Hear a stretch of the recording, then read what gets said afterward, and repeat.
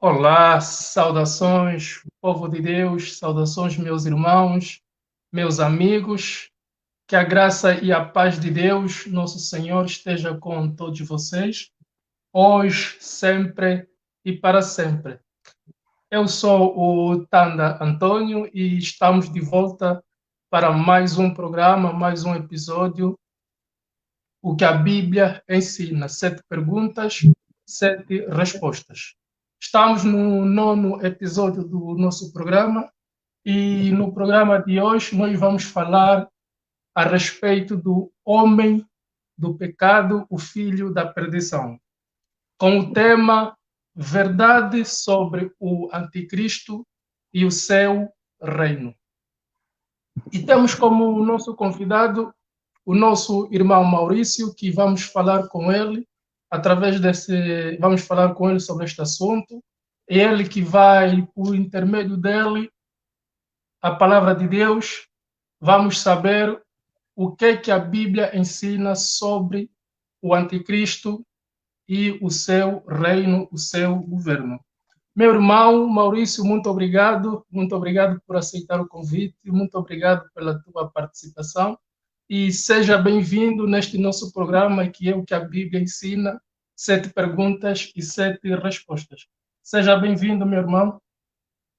Muito obrigado pelo convite. Para mim é prazeroso estar com os irmãos, poder partilhar com os irmãos aquilo que tenho tido a oportunidade de aprender. Ok. Será que poderia então nos conduzir numa palavra de oração para darmos aqui início ao nosso assunto, ao nosso programa, para que Deus possa Amém. nos conduzir? Amém. Amém. Vamos orar então. Senhor Deus Todo-Poderoso, nós te damos graças porque o Senhor é bom. Te glorificamos, Senhor, e te agradecemos por esta oportunidade de estarmos juntos aprendendo mais sobre as verdades bíblicas, sobre as verdades espirituais, sobre o futuro, sobre tudo quanto está por vir. Pai, te pedimos que o Espírito Santo possa nos conduzir a entender do mais simples ao mais complexo para a honra e glória do teu nome e para fundamentar a esperança no coração dos teus filhos, Senhor. Te pedimos que o Senhor nos conduza e que o Senhor nos abençoe por intermédio da tua palavra. Oramos gratos no poderoso nome de Jesus Cristo e dizemos amém. Amém. Amém.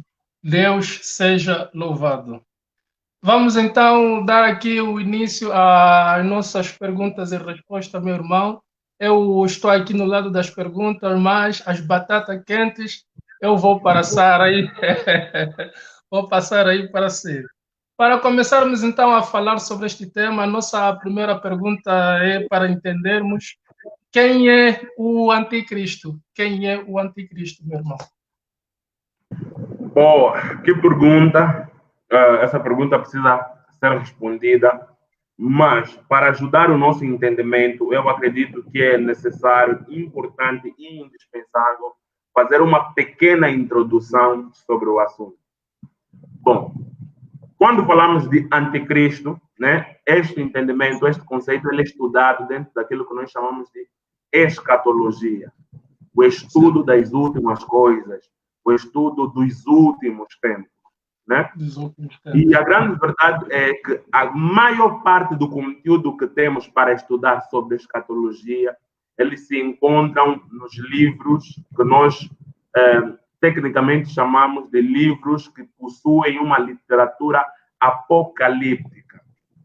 O termo apocalíptico, obviamente, nos sugere o livro Apocalipse, mas existe um tipo de literatura que se chama literatura apocalíptica, não é? Que não se encontra apenas na Bíblia Sagrada, a verdade seja dita. Existem outros livros apocalípticos, mas obviamente nós nos focamos na Bíblia Sagrada. Amém. Fora Amém. o livro do Apocalipse, temos também o livro de Daniel, que também possui uma literatura apocalíptica. Uma literatura apocalíptica não é apenas uma literatura, é inclusive uma literatura, mas não apenas, é inclusive uma literatura que fala sobre as coisas finais, mas também é característico nessa falar de maneira extremamente simbólica. extremamente simbólica, extremamente codificada. De tal maneira que é fácil para o primeiro, vamos dizer assim, a primeira pessoa a quem é direcionada este livro, esta carta, para ele é fácil compreender o que está sendo dito ali, porque usa-se uma linguagem que este leitor conhece, usa-se códigos que esse leitor conhece, então não tem dificuldade nenhuma em interpretar. Mas nós sabemos que essas cartas e esses livros foram escritos há muito tempo, dentro de uma cultura que já não é a nossa, dentro de uma linguagem que hoje é considerada linguagem morta. Nem mesmo os estudos, você pode estudar grego, hebraico, aramaico, este estudo que você vai fazer, ele não chega a ser o próprio grego e aramaico e hebraico que se falava naquele tempo. Por quê? Porque essas línguas hoje são consideradas línguas mortas. O hebraico que o israelita hebreu fala hoje não é o hebraico daquele tempo, é um hebraico que já sofreu muitas alterações. Então, estamos a falar de um livro, estamos a falar de livros cuja interpretação requer muito, mas muito estudo. E, acima de tudo, exige humildade. Não é? É preciso ser tolo, honestamente, acho que essa é a palavra, é preciso ser tolo para se considerar dono da verdade quando se trata de escatologia. Não é? É preciso ser humilde para estudar com humildade, ouvir os outros, aprender dos outros, reconhecer a possibilidade de você estar errado e, acima de tudo, pedir iluminação e guia do Espírito Santo. Amém? Amém. Então, é extremamente necessário colocar essa base. A segunda base que eu preciso colocar, ela é indispensável. Infelizmente, ficou na ideia das pessoas, na cabeça das pessoas, que o livro do Apocalipse é um livro macabro, que dá medo. Escatologia é um assunto que amedronta. As pessoas evitam ler Apocalipse, né? Há muito tempo nós tínhamos ideia. Já dava medo ler o livro de Apocalipse, é verdade. Animais com mais de uma cabeça. É verdade. A verdade é que a escatologia não serve para nos amedrontar. A escatologia serve para nos esperançar, ou seja, para nos dar esperança e certeza de que seremos triunfantes. Vamos notar que na escatologia nós vamos encontrar circunstâncias difíceis para nós, difíceis inclusive para a humanidade toda, mas sempre a igreja acaba triunfante. Então a escatologia não é para nos deixar com medo, mas para nos deixar com esperança que seremos triunfantes e certeza de que seremos triunfantes. Então essas duas bases, elas são indispensáveis, né? A Bíblia diz que nós fomos chamados para sermos ministros da nova aliança. E como ministros da nova aliança, nós somos chamados a anunciar a boa nova. Então, se eu sou anunciante da boa nova, a minha mensagem não é uma mensagem que vem para dar medo. A minha mensagem é uma mensagem que traz boa notícia. Boa notícia. Então, nós hoje teremos na mesa o assunto, o anticristo. Mas o nosso verdadeiro tema não é o anticristo. O nosso verdadeiro tema é Cristo. É Cristo. É Cristo. Então, eu preciso colocar mesmo essas bases para ajudar os irmãos a entenderem o que nós vamos falar aqui. Nós vamos mencionar o anticristo, mas nós não somos mensageiros do anticristo, nós somos mensageiros de Cristo. De Cristo. Amém. Nós vamos mencionar o anticristo, né, para mostrar como ele será derrotado pelo nosso Cristo. Né?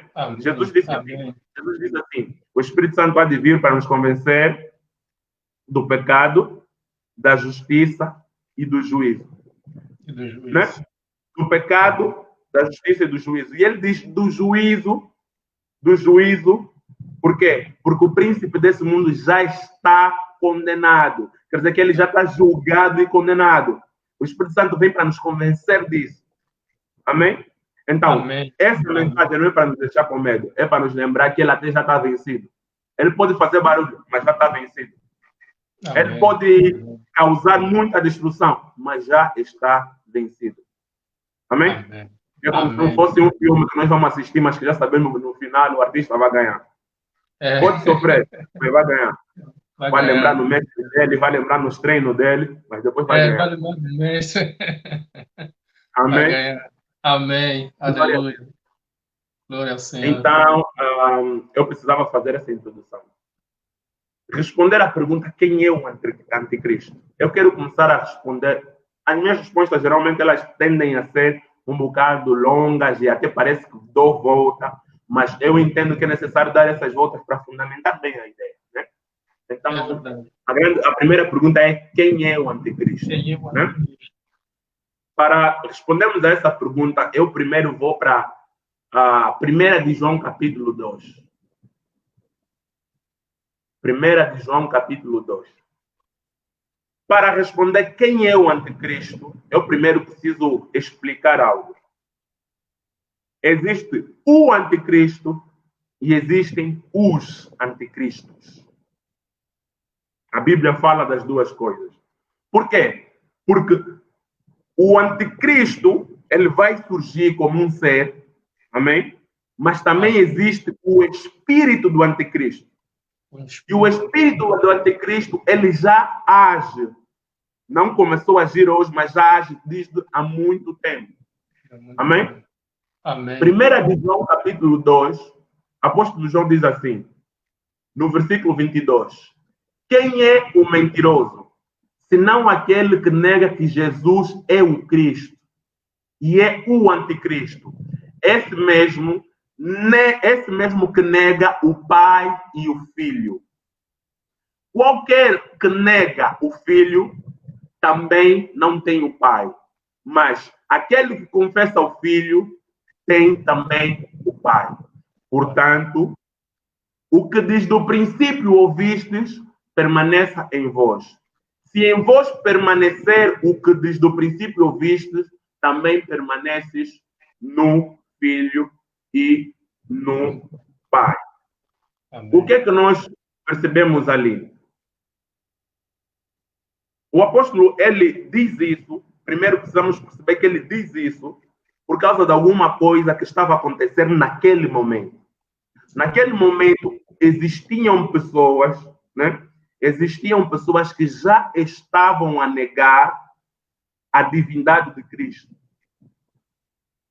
Por causa de muita influência filosófica, estavam a negar a divindade de Cristo. Estavam, inclusive, a sugerir que Cristo foi apenas um homem, mas um homem bom. Mas não é Deus que encarnou. Era um homem bom. E isso é extremamente perigoso para nós. Nós não podemos acreditar nisso. Para nós é de extrema importância aceitar a divindade de Cristo. E você e eu sabemos que até nos dias de hoje existem alguns que dizem que Cristo não é Deus, Jesus não é Deus. E existem, inclusive, aqueles que dizem que Jesus não é Cristo, Jesus não é o Messias. Então, isso que estamos a ver ali não se inventou hoje, vem de há muito tempo. Muito tempo. E o apóstolo João nos deixa claro que é o espírito do anticristo que age nessas pessoas para terem esse tipo de pensamento. Amém? Amém. Inclusive, amém. Ele diz deixa eu pegar alguns versículos antes.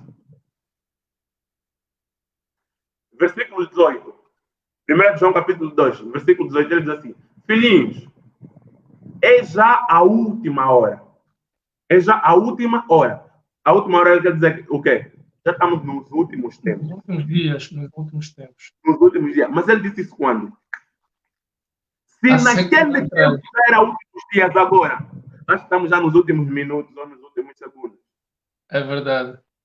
Acredito amém? Que... Amém, amém. Só para... Desculpa aí interromper. Acredito que aqui é onde se aplica aquele contexto do apóstolo Pedro que diz que para Deus um dia são 1000 anos e 1000 anos é um dia. Exatamente.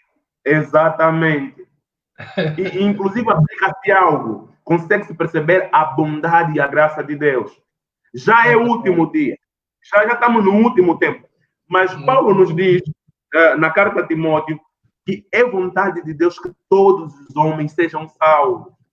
Então, encerrar essa história não é algo que ele tenha pressa de fazer. O que ele realmente quer fazer é salvar os homens. Porque senão ele podia encerrar a história, mas o que ele quer é que a maioria seja salva. Por isso é que a Bíblia nos mostra claramente que Deus é tardio em se irar, Deus é paciente. Amém, amém. Apesar do tanto pecado que há no mundo, por que Deus não destrói só o mundo? Porque ele quer primeiro te salvar. Amém? Amém, amém. Glória a Deus. Ainda no versículo 18, filhinhos, é já a última hora. E como vistes que vem o anticristo, vocês ouviram que vem o anticristo? Também agora muitos se têm feito anticristos. Por onde conhecemos que é já a última hora. Ele disse, vocês ouviram que há de vir o anticristo. Mas agora também dá a se manifestar muitos anticristos. São pessoas que agem sobre eles o espírito do anticristo. Amém? Amém. E ele diz, amém. E é exatamente por isso que nós percebemos, damos conta que já estamos nos últimos dias. Por quê? Porque estão a se manifestar já os anticristos. Né? Na verdade, não é de hoje, é já há muito tempo que espíritos agem sobre pessoas. Por exemplo, Efésios capítulo 2, Paulo diz que até mesmo nós, por um tempo, andamos debaixo da influência de espíritos. O mesmo espírito que age hoje sobre os filhos da desobediência. Mas hoje nós já não. Fomos libertos. Amém? Amém. Fomos libertos. Mas agora, segundo conseguimos perceber do apóstolo João aqui, há pessoas que neles age o espírito do anticristo. E o que ele diz? Versículo 19. Saíram de nós. Essas pessoas saíram de nós. Quer dizer, essas pessoas estavam mesmo no nosso meio. Estavam mesmo conosco na igreja. Estás a ver? Por isso é que é correto dizer que nem todos são nossos. Por isso é que Jesus disse que no meio do trigo também tem joio. Também tem joio. Pelo seu fruto os conhecereis. Estás a ver? Um dos frutos é, aqui o João a dizer, saíram de nós. Por que saíram de nós? Porque eles não eram de nós. Saíram de nós, mas não eram de nós. É ali que eu falo com toda a certeza uma coisa que eu acredito piamente. Os nossos podem até cair, mas vão levantar. Amém. Podem até se perder, mas vão voltar, porque são os nossos. Amém. Saíram de nós, mas não eram de nós. Porque se fossem de nós, ficariam conosco. Mas isto é para que se manifeste que não são todos de nós. Amém. Jesus disse algo que me dá muita esperança. Ele diz assim, eu sou um bom pastor. Como sou um bom pastor, se eu tiver 100 ovelhas e uma se perder, vou deixar as 99. Vou procurar aquela uma. Quando eu a encontrar, vou colocar nos meus ombros e vou trazer de volta. Se o nosso se perder, eu tenho certeza absoluta que, como Cristo não mente, eu não sei quando, mas vai voltar. Porque o próprio Cristo vai lhe buscar. Amém? Amém. Amém. Aleluia. Então, estes que vão e nunca mais voltam, não eram nossos. Eles pareciam trigo. Porque os joios se parecem muito com trigo. Mas não são. Não são a mesma coisa. Não são a mesma coisa. Então, versículo 21 diz assim: não vos escrevi porque não soubeis a verdade, mas porque a sabeis, e porque nenhuma mentira vem da verdade. Quem é o mentiroso? Aí vai parar no versículo que lemos primeiro. Quem é o mentiroso? Senão aquele que nega que Jesus é o Cristo. Qualquer um que está a negar que Jesus é o Messias, este é mentiroso. Este é o mentiroso, é o anticristo. Né? E eu aqui quase que pulo já para uma pergunta que vem a seguir. Como lhe identificar? Ele é mentiroso. Ele nega que Cristo, Jesus é o Cristo, Jesus é o Messias. Cristo e Messias são a mesma coisa, são apenas línguas diferentes. Amém? Do hebraico, nós tiramos o Messias, do grego, nós tiramos o Cristo, mas significam exatamente a mesma coisa. Então, uma das formas de identificar é essa. Ele é mentiroso. 2, ele nega que Jesus é o Messias. Mas o que é que significa anticristo? Essa palavra anti, ela conota a oposição. Alguma coisa que é contrária, que é oposta. Amém? Por exemplo, no teu corpo você tem anticorpos que fazem o quê? Que combatem todo o corpo estranho que entra no teu corpo. No teu computador você instala antivírus. Que faz o quê? Que combate qualquer vírus que entra no teu computador. Então, vai se levantar o anticristo para combater o Cristo de Deus. O Cristo de Deus. Isso é que significa anticristo. Então, ele vai querer se fazer um Cristo, mas ele não é o Cristo.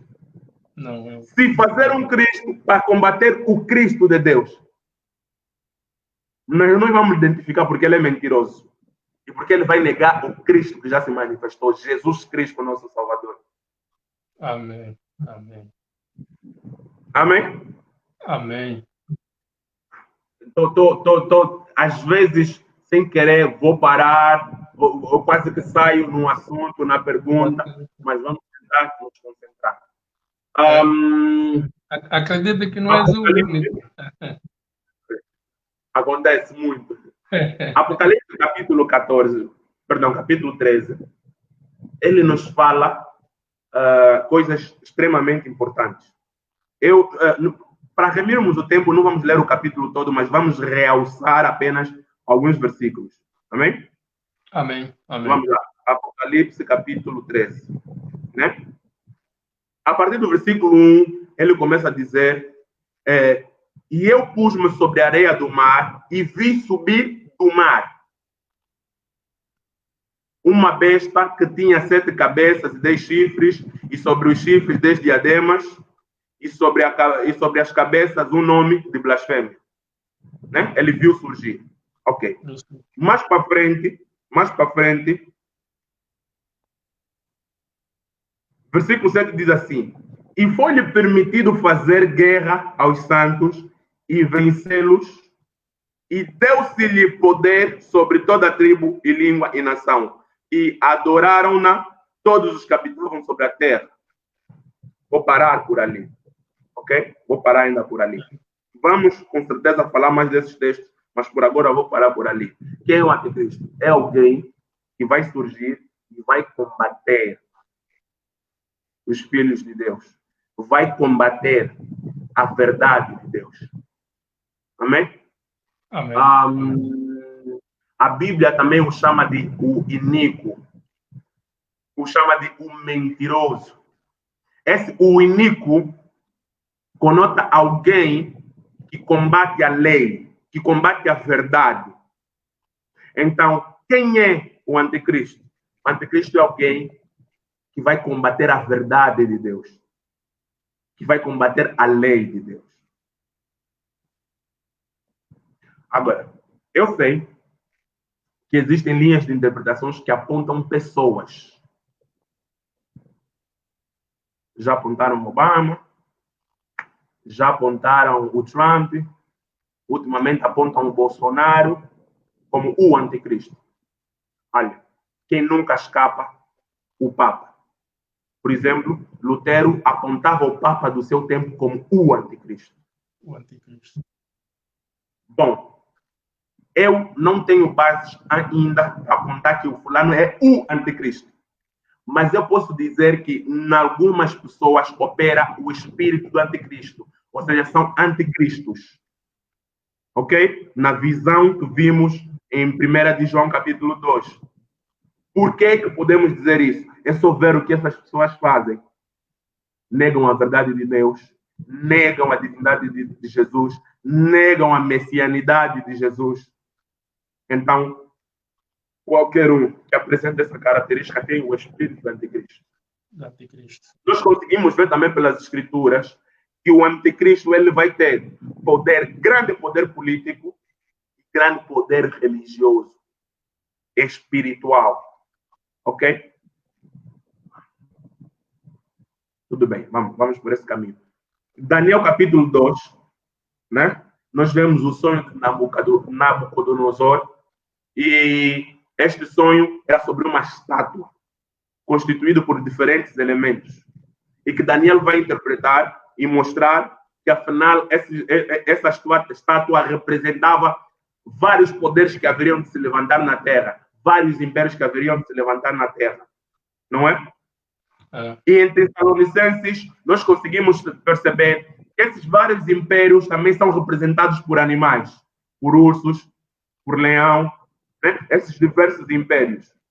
Inclusive, vamos perceber aqui em Apocalipse 13, em Apocalipse 17, que o anticristo vai receber poder exatamente desses animais, ou seja, desses impérios. O anticristo, nele, ele vai juntar o poder de cada um desses impérios. Nesses impérios nós vimos, por exemplo, o Império Grego, que era repleto em sabedoria filosófica. Quer dizer que o anticristo, nas suas palavras, ele vai ter a habilidade de falar coisas aparentemente muito inteligentes e sábias para seduzir as pessoas e enganá-las. Né? Nós vimos o Império do Alexandre Grande, que tinha grande poder bélico, ele tinha uma estratégia de guerra terrível, que não era humana. Como é que uma pessoa antes dos 22 anos consegue conquistar metade ou quase o mundo inteiro? Alexandre o Grande. Tirou dessa sabedoria. Não era uma sabedoria normal. É o que eu disse no princípio. Existem espíritos que atuam sobre pessoas, dando-lhes capacidades sobre-humanas. Da mesma maneira, o Espírito Santo também atua sobre cristãos para lhes dar capacidades sobre-humanas. Por exemplo, Sansão. A Bíblia diz que o Espírito se apossou de Sansão e quando o Espírito se apossava dele, ele se enchia de força, que era capaz de carregar sobre seus próprios braços os portões de Gades. E estudando, descobrimos que aquilo pesava toneladas. Como pode um homem carregar aquilo? Ele sozinho lutava contra um exército e vencia quando estava cheio do poder de Deus. Por isso é que ele mesmo disse que sem o Espírito de Deus, sem a presença de Deus, sem o poder de Deus, ele era um homem comum. Alexandre o Grande não era um homem comum. Não era um homem comum, porque ele tinha forças espirituais que agiam sobre ele. Da mesma maneira que nós, filhos de Deus, não somos pessoas comuns. Nós temos o poder de Deus agindo sobre as nossas vidas, por isso podemos pregar o Evangelho com poder e vida. Aleluia. Glória a Deus. Glória a Deus. Amém? Glória a Deus. Amém. Então, dessa maneira, nós conseguimos perceber mais ou menos quem é o anticristo. Amém? Estou só a estabelecer bases. Com certeza, essas bases vão me ajudar a responder as perguntas seguintes. Mas amém. Vamos seguir. Amém. Amém. Okay. Podemos avançar então para a nossa segunda questão? Sim, podemos. Ok. A segunda pergunta então que nós temos é: qual é a origem, a natureza e a atividade do anticristo? A origem, a natureza e a atividade. Bom, essas três coisas são importantíssimas. Sua origem. Apocalipse capítulo 13, versículo 1 diz: e eu pus-me sobre a areia do mar e vi subir do mar uma besta. Surgir de onde? Do mar. Ela surge do mar. Mas, como eu disse no princípio, a literatura apocalíptica ela é extremamente simbológica. Nós aprendemos uma regra hermenêutica, que é a própria Bíblia interpreta a Bíblia. Ou seja, quando você encontra um símbolo, tens que procurar na Bíblia algum lugar que esse símbolo é mencionado, que está explicado. Né? Então, vamos passar para Apocalipse capítulo 17, versículo 15, que diz assim: E disse-me, as águas que viste, onde se assenta a prostituta, são os povos, as multidões, as nações e as línguas. Ou seja, aquele mar de onde surgiu a besta são as nações. Então, o que é que nós acreditamos? Acreditamos que o anticristo não vai surgir do nada, descendo do céu ou saindo de uma gruta, como surgiu, não. Ele vai surgir das nações. De tal maneira, atenção, de tal maneira que existem estudiosos que acreditam que nesse momento ele já nasceu. Há algures por ali a crescer. Ele já nasceu. Amém? Amém. Ele já nasceu. Amém. Alguns acreditam nisso. Ele vai surgir das nações. E nós, estudando mais a fundo, acreditamos que possivelmente virá das nações poderosas. Então, é por causa disso que geralmente qualquer presidente dos Estados Unidos desconfia que é o anticristo. Principalmente quando analisadas as suas ações. Não é? George Bush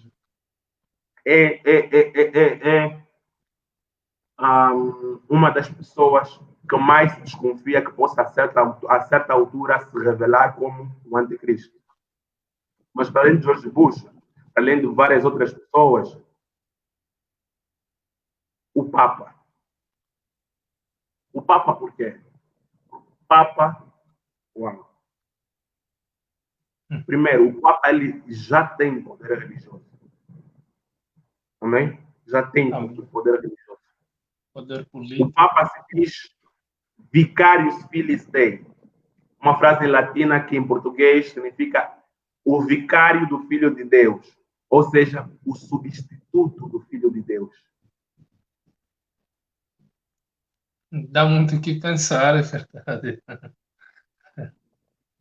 Se você for estudar um bocado sobre o papado, essa frase está sempre ligada ao papado.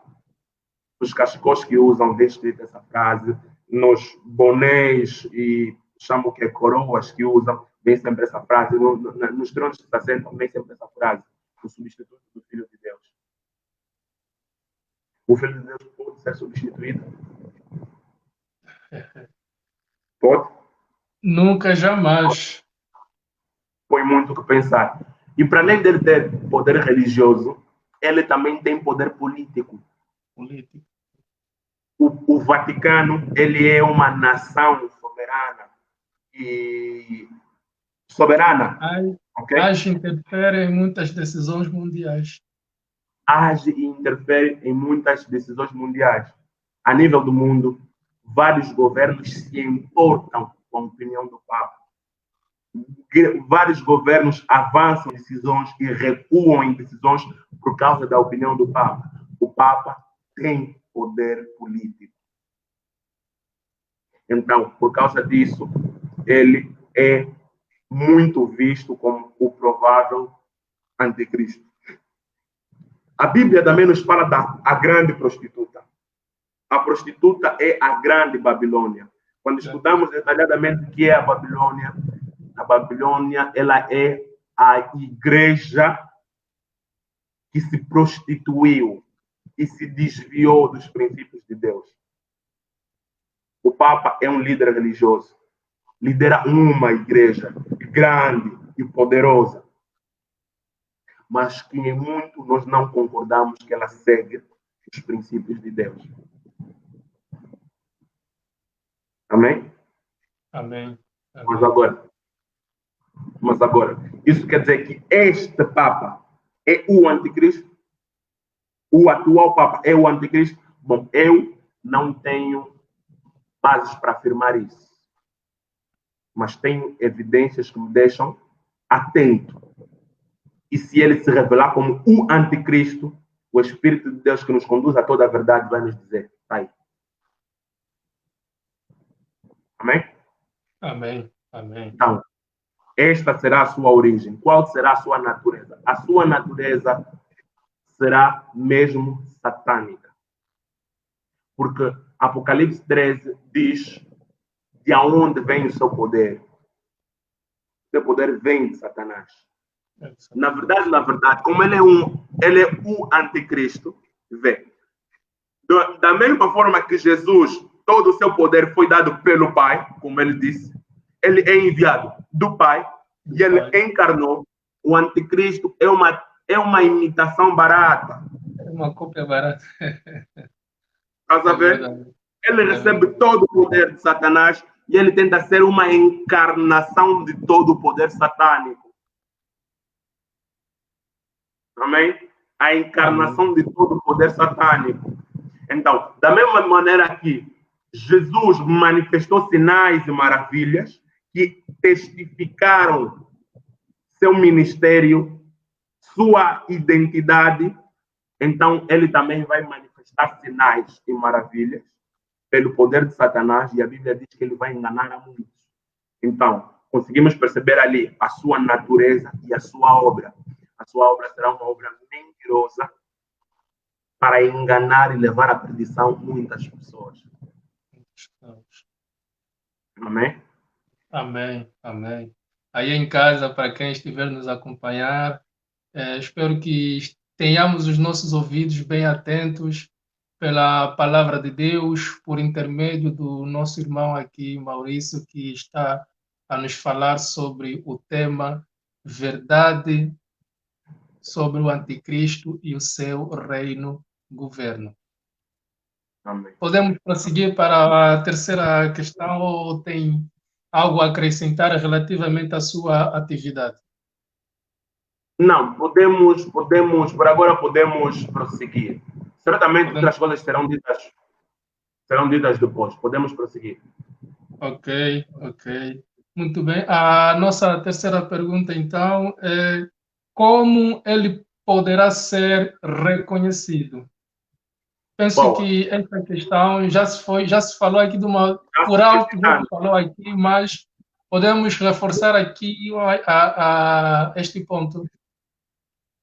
Sim, podemos e vamos. Como ele pode ser reconhecido? Primeiro, ele é mentiroso. Segundo, ele nega Jesus como Cristo. Terceiro, ele vai manifestar sinais, falsos sinais. Quarto e mais evidente, ele vai conduzir as pessoas a lhe adorarem. Ali adorarem. Uau, uau. Amados, eu não quero aqui provocar uma intriga entre denominações, não. Bem? Eu falo o que penso e convido cada um a raciocinar. Ele vai fazer o quê? Ele vai conduzir as pessoas a lhe adorarem.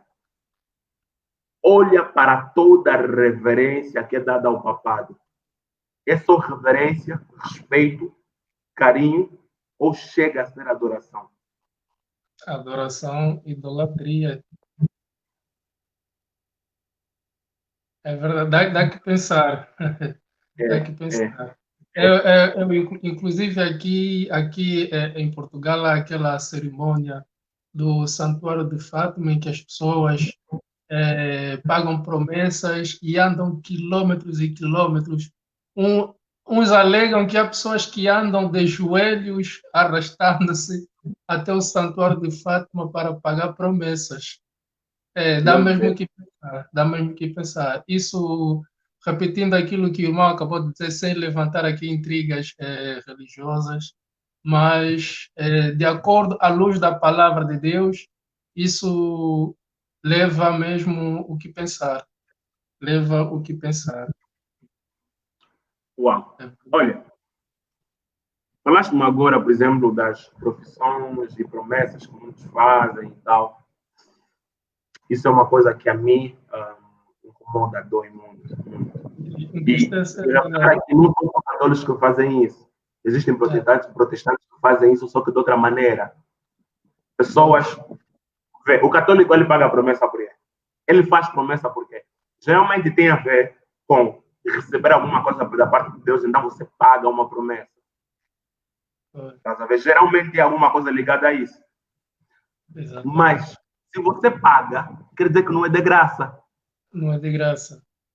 Mas Deus age por graça E ou por misericórdia ou por paga. Estás a ver? É verdade. Então, E até a própria falava desde que ele já pagou o sacrifício. oh my God. Estás a Já ver? pagou. Já pagou. Não há mais necessidade de. Porque ele já pagou o preço e está pago. Acabou. É por causa disso que nós, um dia desses, temos que estudar bem isso. Né? O que é que Jesus já fez e o que é que nós já não devemos fazer hoje. Yeah. Então, bom, não vamos por ali. Então, essa é uma das formas de identificá-lo. Ele vai querer adoração para si, vai negar que Jesus é o Messias, ele é mentiroso e ele é o único, o sem lei. O sem lei, ele não quer a lei. Hoje nós vivemos um tempo em que as pessoas estão a, como é que eu digo, relativizar tudo. Tudo é relativo, já não querem absolutos, já não querem verdades absolutas. Se já não há verdades absolutas, já não há lei. Ou seja, está a se construir o pavimento para surgir o anticristo. Porque ele é o homem sem lei. E é por não ter lei que o mundo vai ficar uma algazarra, uma confusão, que vai surgir, vai ser necessário surgir um homem que organize todos. Para colocar ordem. Que organize todos. E aí vai surgir o anticristo com palavras muito persuasivas, grande poder filosófico, bélico, estratégico. Estás a ver? Por exemplo, agora, por causa da pandemia que assolou o mundo todo, o mundo começou a ver, estás a ver? Yeah. Começa a se tornar necessário um governo mundial. Um governo mundial. Estás a ver? Por isso é que se acredita que tudo o que está a acontecer é mesmo pavimento, construção para o surgimento dele. Mas não começou hoje, não se engana. Não começou hoje, começou há muito tempo. João já nos disse. Começou há muito tempo. Por isso não precisamos ter medo. É verdade. E nessa questão da adoração, é onde vem também a nossa quinta pergunta. Quando e como ele chegará ao poder? Quando e como ele chegará ao poder? Primeiro, podemos entender basicamente que ele chegará ao poder no momento que a própria humanidade estará num caos e ele vai aparecer como sugerindo uma solução. Existe um termo bíblico que é o princípio das dores, falado por Jesus. Quando vocês verem guerras, terremotos, ações contra nações, rumores de guerras, inclusive, ainda não é o fim. É o princípio. Esse termo ali, o princípio das dores, ele nos lembra algo. A mulher, quando está em gestação e quando está perto de dar à luz, chega aquela fase que acontece aquilo que se chama de contrações. A contração vem dar e volta. Dá e volta. E depois começa a se tornar mais intensivo. Se você perceber, a Igreja de Cristo, ela tem sofrido perseguições, que são contrações. Vem perseguições e parece que reduz. Vem perseguições e parece que reduz. E parece que à medida que surge, começa a se tornar mais intensivo. É verdade. Ou seja, ele vai surgir numa altura extremamente complicada da história da humanidade, sugerindo uma solução com a sua língua enganadora. E nós conseguimos ver que o mundo está cada vez mais complicado. Cada vez mais. o pecado cresce, a iniquidade cresce, a maldade cresce. Precisamos de uma solução. Mas nós já temos uma solução, Jesus Cristo. Mas as pessoas não querem essa solução. Então vão para o anticristo. É nessa altura que ele vai surgir. Como é que ele vai chegar ao poder? Com as suas língua enganadora, dentre muito poder filosófico, intelectual, bélico, inclusive monetário. Por causa disso, Bill Gates também costuma ser apontado como um possível anticristo. E ele se diz ateu. Se diz ateu, logo nega Deus. Nega Deus, nega que Jesus é Cristo. É verdade. É verdade. É verdade. Então, muitas com todo coisas esse poder que ele vai ter, a própria humanidade vai lhe aceitar como um líder. Eu, na verdade, me arriscaria também por dizer que a própria ignorância é que também vai acabar por alavancar esse passo do anticristo. A própria ignorância nossa da humanidade em si também. Porque não queremos, estamos a ver as coisas acontecerem, mas ignoramos, não queremos ver a verdade. Não queremos ver a verdade.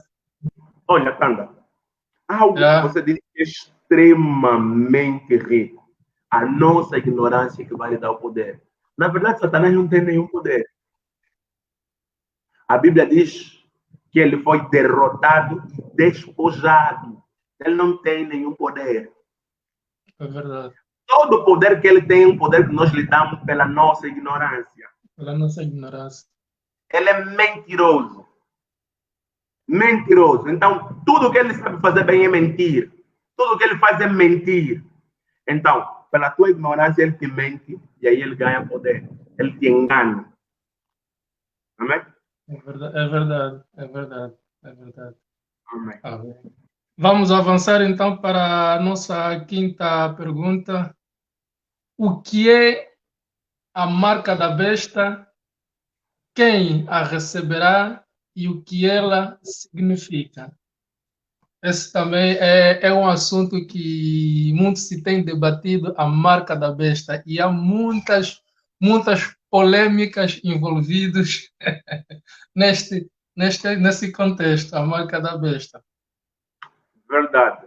Olha, eu gosto de seguir uma linha de interpretação que lê a Bíblia e analisa a história. Ok? Lê a Bíblia e analisa a história. A Bíblia diz claramente da marca da besta, do símbolo numérico 666, né? A Bíblia fala com clareza a respeito disso. Fala com clareza a respeito disso. Mas o que ela vai ser? Fisicamente falando, o que ela vai ser? O que mais se fala por ali é sobre um chip. O chip. É sobre um chip. Porque a Bíblia diz que quem não tiver, não vai poder comprar nem vender. Nem vender. Vai limitar as pessoas. E tem se falado muito sobre a criação. Quer dizer, a Bíblia não diz que vai ser um chip. Vai ser quem não tiver a marca, não vai. Por favor, me permita essa agora. A Bíblia diz que quem não tiver a marca não vai poder vender nem comprar. Né? Ok, não fala que é um chip, mas fala-se muito nos avanços teológicos sobre um certo chip que vai ter muita informação, se não toda a informação. De tal maneira que você já não vai precisar andar com dinheiro. É o que se chama o documento único para aí que envolve a identidade. A informação ali, a conta bancária, quando você tem no banco, então é só chegar com o teu chip, faz compra, todo tipo, no sistema já sabe que você tem dinheiro. Desconta diretamente na tua conta. Olhando assim, até parece algo muito prático, né? Parece algo muito bom, né? Mas só que isso costuma ser atrelado à marca da besta. Mas agora, é a marca da besta? Bom, vamos olhar.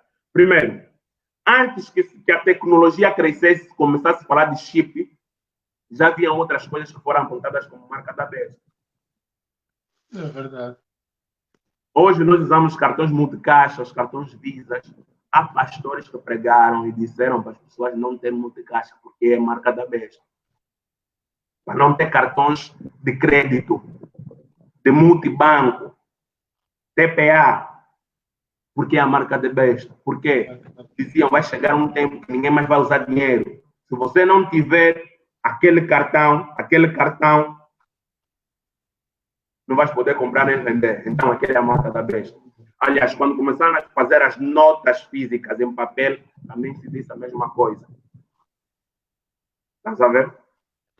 Então, eu não gosto muito de interpretações superficiais. Quando saíram os chips de telemóvel, falou-se a mesma coisa. Muitos pastores pregaram, cuidado com esse chip, não pode ter telefone, esse chip, sem chip você não vai poder fazer nada. Hoje nós todos usamos telemóvel. É por causa disso que alguns ímpios, alguns não crentes, riem-se de nós. Exatamente, exatamente. A Bíblia também fala sobre isso, eu penso que é numa das epístolas do apóstolo Paulo que fala sobre as especulações.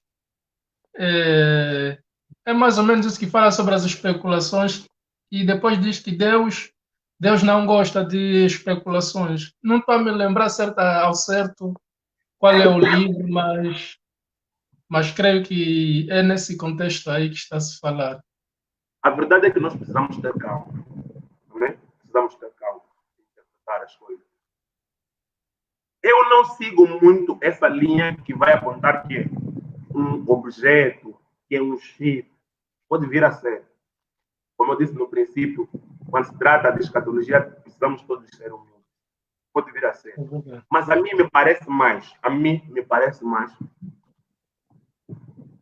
que seja um conceito errado, herege e blasfêmico. Analisando quem é o anticristo, eu acho que vai ser isso. De tal maneira que todos aqueles que não aderirem a esse sistema blasfêmico, herege e mentiroso, fora da lei, fora da verdade, vão ser postos de lado, segregados, de tal maneira que não vão poder comprar nem vender. Mas me parece que seja alguma coisa desse gênero. A pergunta é, quem vai receber? É ali que eu confio no Senhor Jesus Cristo. Quando a pergunta é, quem vai receber o chip? Eu não vou receber o chip. O anticristo pode vir agora, eu não vou receber o chip. Não vou. A Bíblia diz que o anticristo, ele vai enganar muitos. Esses que ele vai enganar, certamente vão aderir ao seu sistema. Mas quem são estes que vão aderir ao seu sistema? Apocalipse, capítulo 17. Apocalipse, capítulo 17. Né? Versículos, vamos ler.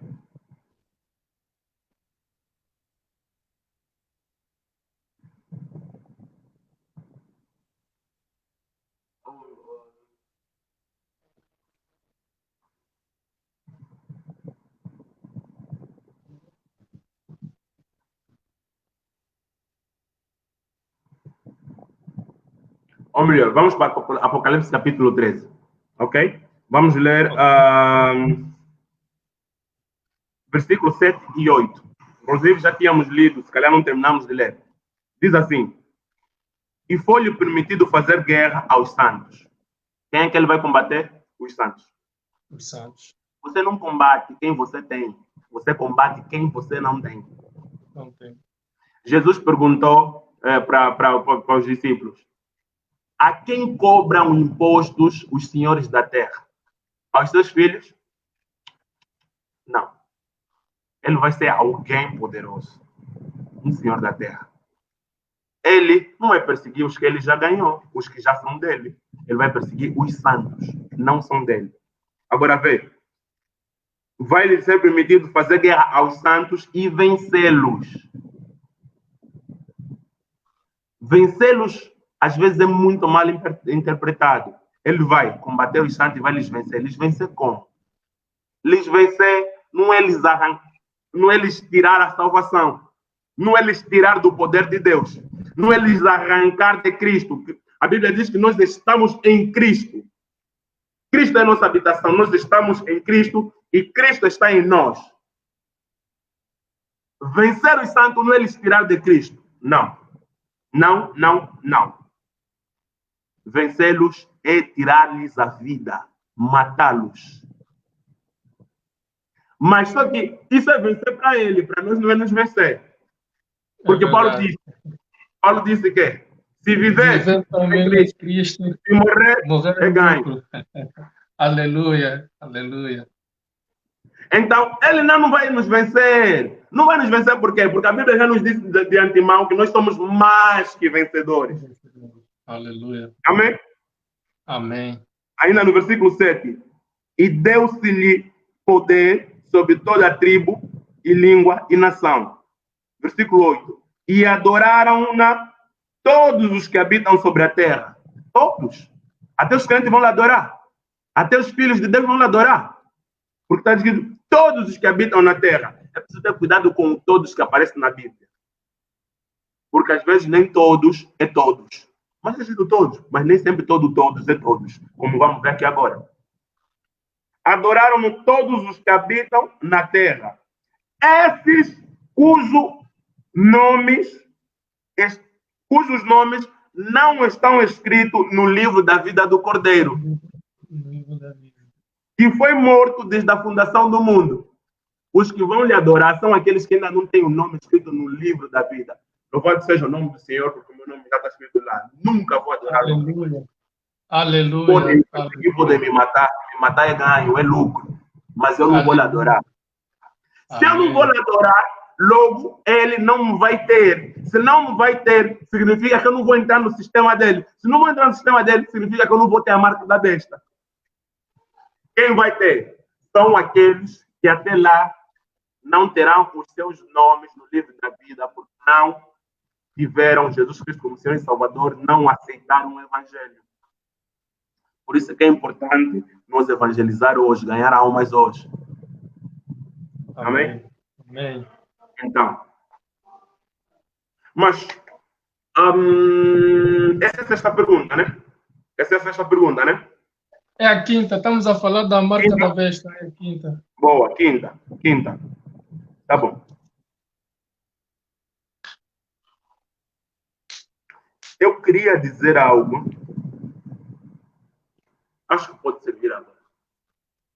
Essa marca da besta vai ser como um selo, uma marca, um sinal de que lhe pertence. Ok? Por que eu não vou receber aquele sinal? Por que o cristão, o filho de Deus, não vai receber aquele sinal? Eu vou aqui abrir 1 Coríntios, capítulo 1, versículo 22. Ok? É.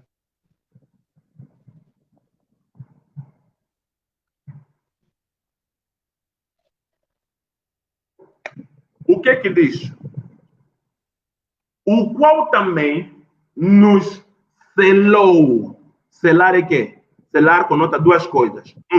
Fechar, trancar. 2, meter selo. Que significa a mesma coisa. O qual também nos selou e nos deu o penhor do Espírito em nossos corações.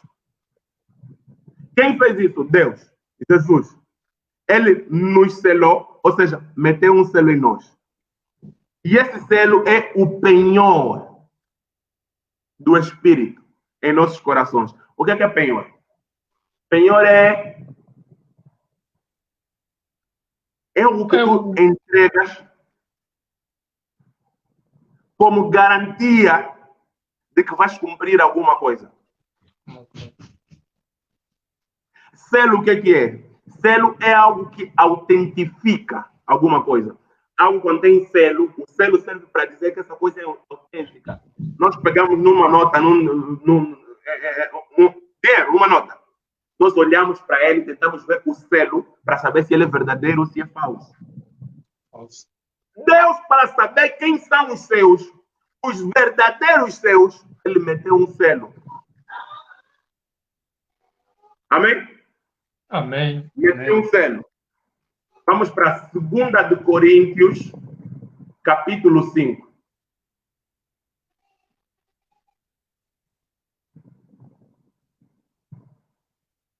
Capítulo 5, vamos ler o versículo 5 também. 5:5. 2 de Coríntios 5:5. Ora, quem para isto mesmo nos preparou foi Deus. Deus nos preparou. O qual nos deu também o penhor do Espírito. Deus nos preparou para alguma coisa.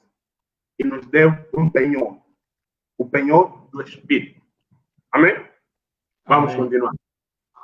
Vamos ler Efésios capítulo 1, versículo 13. Diz assim: em quem também vós estáis, depois que ouvistes a palavra da verdade, o evangelho da vossa salvação.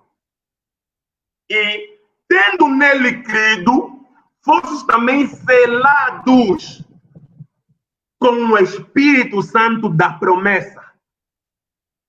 Afinal, aquele selo que ele estava falando em Coríntios é o Espírito Santo. Espírito Santo. Ele diz: em quem também vós estás? Em quem? Em Cristo. Depois que ouviste a palavra de Deus, a palavra da verdade. Quando é que você passa a estar em Cristo? A partir do momento que você ouve a palavra da verdade, que ele diz que é o evangelho da nossa salvação, em que nós cremos. A partir do momento que você ouve a palavra da verdade, crê, você se torna filho de Deus e você passa a estar em Cristo e ele sela em ti o Espírito Santo. O Espírito Santo é o selo do Filho de Deus. O 666 é o selo dos filhos do diabo. Por que eu não vou receber o selo? Porque eu já tenho o meu. Amém. 1 de João, capítulo 4.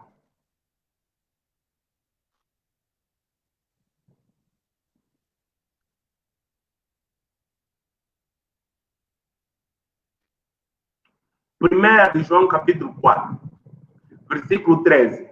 Diz assim: sabemos que permanecemos nele e ele em nós, porque ele nos deu o quê? O seu Espírito. Qual a certeza que você tem que Deus está em ti e que você está em Deus? Que Cristo está em ti e que você está em Cristo? Ele me deu o Espírito dele. Amém. Essa é a certeza irrefutável, inegável. Por isso é que eu disse. A escatologia não é para nos amedrontar, é para nos dar certeza da salvação, da vitória. Amém. Amém. Eu já tenho o meu selo. Meu selo é o Espírito Santo. Amém? Amém. Amém. O mesmo Espírito Santo que a Bíblia diz que nunca nos deixará. Jesus disse assim: eu vou, mas não vos deixarei órfãos. Enviarei o Espírito. Agora vem. Se o Espírito me abandonar, eu vou ficar órfão. Jesus vai ficar mentiroso. Jesus pode ficar mentiroso? Não. Não. É por isso que o Espírito nunca pode me abandonar. Mas o Espírito pode se entristecer comigo. Mas mesmo triste não vai me abandonar. É conforme a Bíblia ensina aos bons maridos. Ainda que você se entristeça com a tua esposa, lhe perdoa, não lhe abandona. Estás a ver? É verdade. O Espírito tem que ficar comigo para sempre. Efésios capítulo 4, versículo 30, diz assim: não entristeçais o Espírito Santo de Deus. Amado, não entristeça o Espírito Santo de Deus. Não faz isso. Ok? Não faz isso. Mas diz: não entristeçais o Espírito Santo de Deus, no qual estás selados. selados. Para fazer o quê? Para o dia da redenção. O dia da redenção é o último dia. Nós estamos selados para estar com Ele até no último dia. É por isso que Ele não pode nos abandonar. Ele não vai nos abandonar. Então isso nos dá certeza que estaremos com Ele. Se alguma coisa errar, Ele vai nos falar: ei, levanta, levanta. Não, assim isso não é vida para ti. Continua o caminho. Continua o caminho. Continua o caminho do Senhor. Então, aquela é a marca da besta. Aquela é a marca, o selo do anticristo. Mas não podemos só falar do selo do anticristo, também podemos falar do selo de Cristo, o Espírito Santo de Deus. Amém. Amém. Vamos prosseguir. Ok, vamos então prosseguir para a nossa sexta pergunta, que é: como será então o reino, o governo do anticristo? Bom, eu vou pura e simplesmente recapitular, porque no fundo essa também ficou escondida. Vai ser um reino tirano e totalitário, de perseguição aos santos de Deus, de sofrimento para a igreja, de tribulação para a igreja. Esse será o seu reino. Será um reino poderoso na terra. Poderoso na terra. Tão poderoso que ele vai conseguir ceifar a vida de alguns santos. Nós conseguimos ver na história alguns impérios que se levantaram e que foram poderosos. Ele vai ser mais poderoso do que todos esses, porque ele vai ser a junção, a mistura de todos eles. De todos eles. Então vai ser um reino poderoso, tirano, iníquo, devasso e perverso. Sem temor de Deus, mas de afronta de Deus. A Bíblia diz que ele vai se assentar no templo de Deus e vai querer ser adorado. Então vai ser um reino tirano, completamente tirano, maldoso. Esse vai ser o seu reino.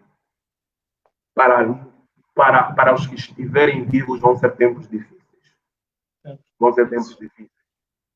Mas Jesus diz assim: eu vos digo isso para que tenham paz. Diga, Jesus. Eu vos digo isso para que tenham paz. Amém. Ok, Jesus diz: o quê? No mundo tereis aflições. Mas estás a nos dizer para nós ter paz. Sim, o quê? No mundo tereis aflições. Sabe o quê? A aflição não é razão para você perder a paz. A tua paz se encontra na certeza do teu Salvador. Não no que você deixa de viver.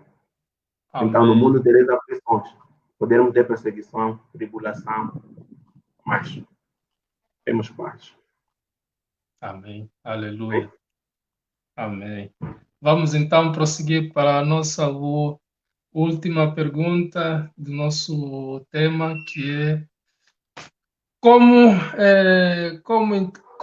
a segunda vinda de Cristo está relacionada ao anticristo. Para terminarmos aqui o nosso tema, como a segunda vinda de Cristo está relacionada ao anticristo.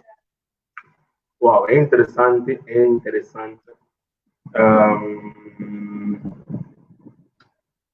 falarmos disso e culminarmos com Cristo, terminarmos com Cristo. É muito interessante, importante e indispensável. Como está ligado com a segunda vinda de Cristo? Está extremamente ligado. Vamos olhar para as Escrituras. Bom, Daniel capítulo 2 é onde a Bíblia nos fala deste sonho de Nabucodonosor, dessa estátua, que representa os diversos impérios e, na sua totalidade, representa o anticristo. Né? Sim, sim. Mas há algo interessante que Daniel revela para Nabucodonosor. Daniel capítulo 2, versículo 35. Diz assim: então foi juntamente esmiuçado o ferro, o barro, o cobre, a prata, o ouro, os quais se fizeram como uma pragana, de eiras e estio, e o vento os levou. E não se achou lugar algum para eles. Mas a pedra que feriu a estátua se fez um grande monte e encheu toda a terra. Encheu toda a terra. O que isso significa? Segundo Daniel e segundo o sonho que Nabucodonosor teve, essa estátua, a dada altura, o que acontece? Surge uma pedra,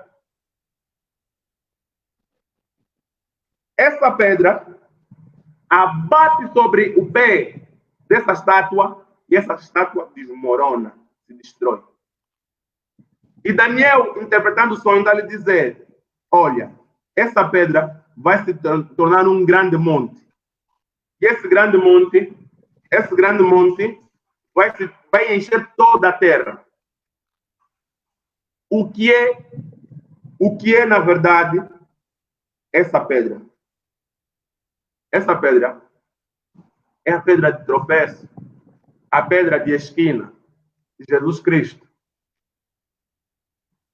Jesus Cristo vai surgir e vai derrubar e destruir completamente o reino do anticristo.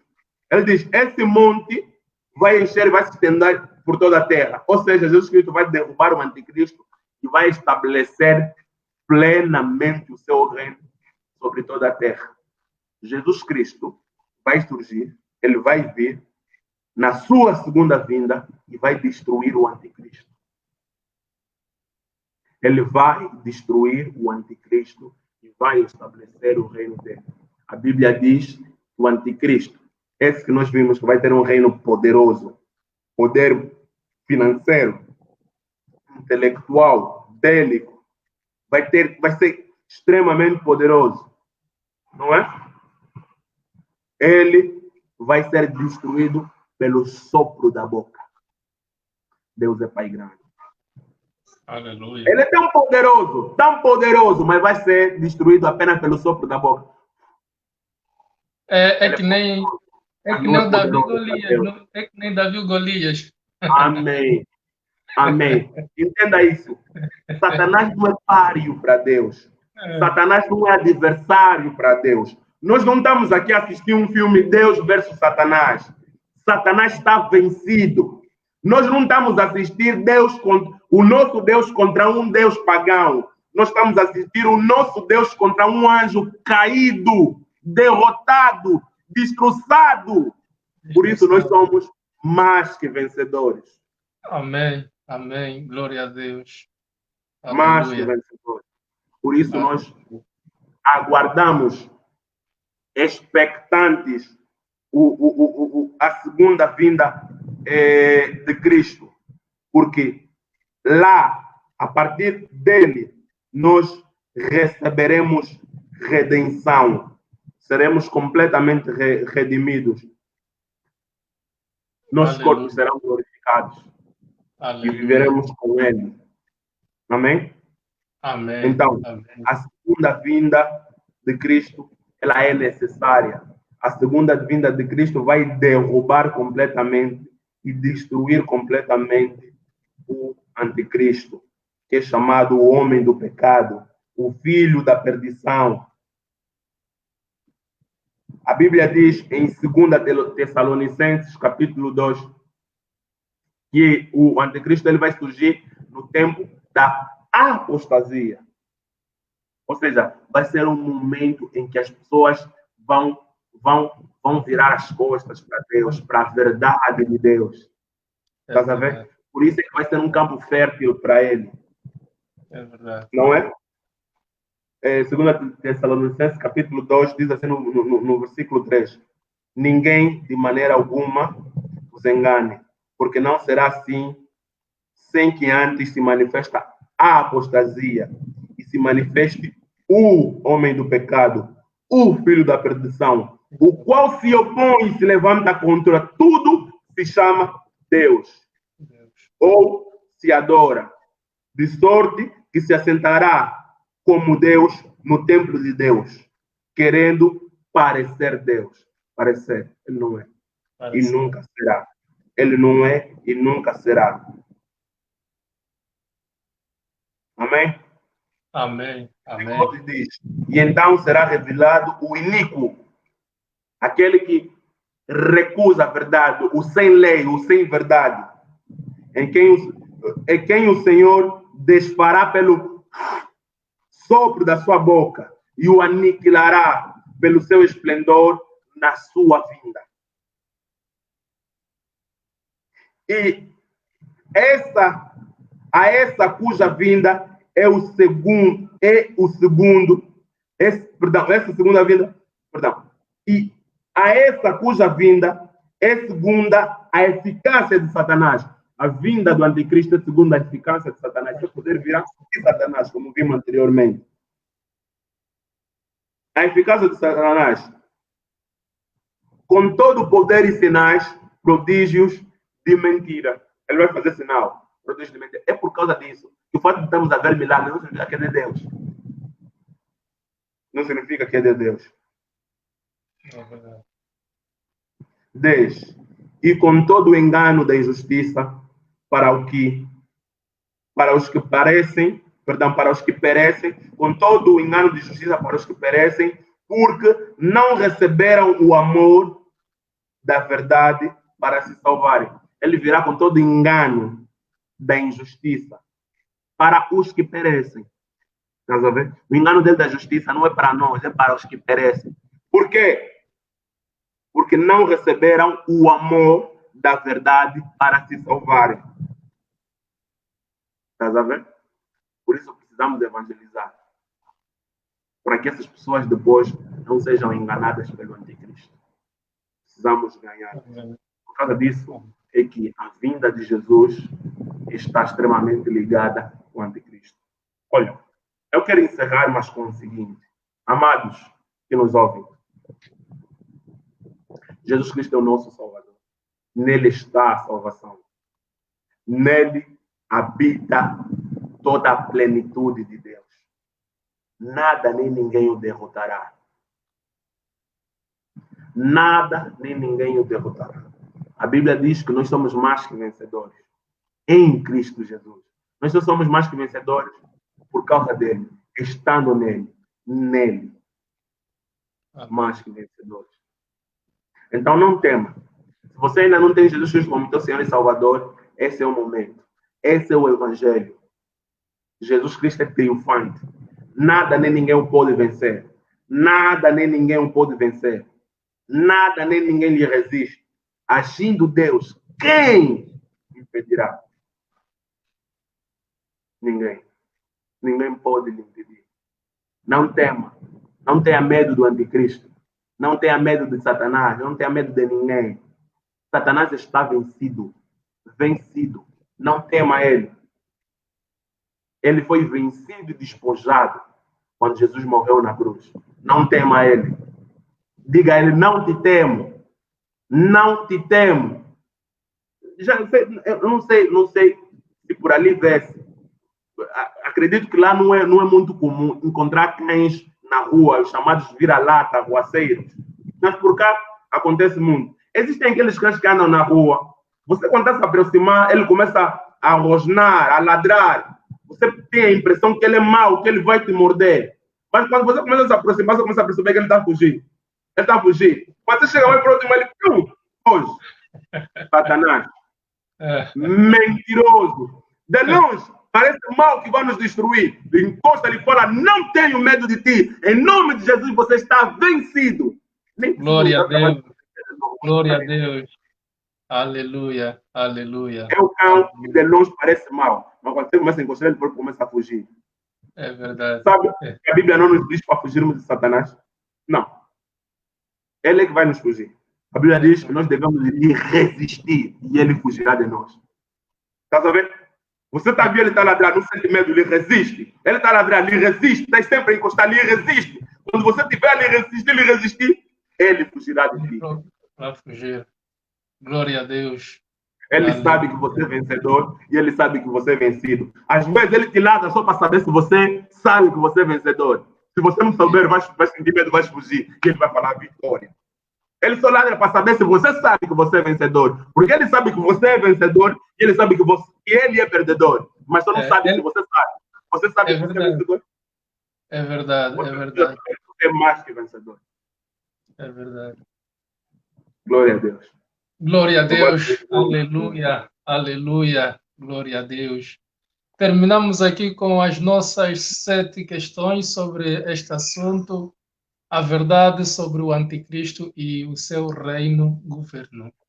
Tivemos aqui o nosso irmão Maurício, nosso convidado, que por intermédio dele ouvimos as palavras do nosso Senhor, ouvimos a palavra de Deus, ouvimos aquilo que a Bíblia ensina. Muito obrigado, meu irmão, muito obrigado do fundo do coração. Deus seja louvado pela sua vida e que Deus abençoe o teu ministério e que possas continuar firme neste caminho, juntamente com o nosso Senhor Jesus Cristo na frente. Louvado seja o Senhor, porque se cumpriu a sua vontade nas nossas vidas. E queremos terminar aqui o nosso programa, o nosso episódio na promessa, se o Senhor quiser que assim seja, então estaremos de volta para mais um episódio do nosso programa. Muito obrigado, meu irmão, muito obrigado mesmo pela tua participação e continuação Muito de um obrigado. bom domingo. Continuação de um bom Muito domingo. obrigado. Igualmente. Foi um grande prazer. Amém. Força aí, Deus seja louvado. Deus abençoe a todos. Amém. Amém.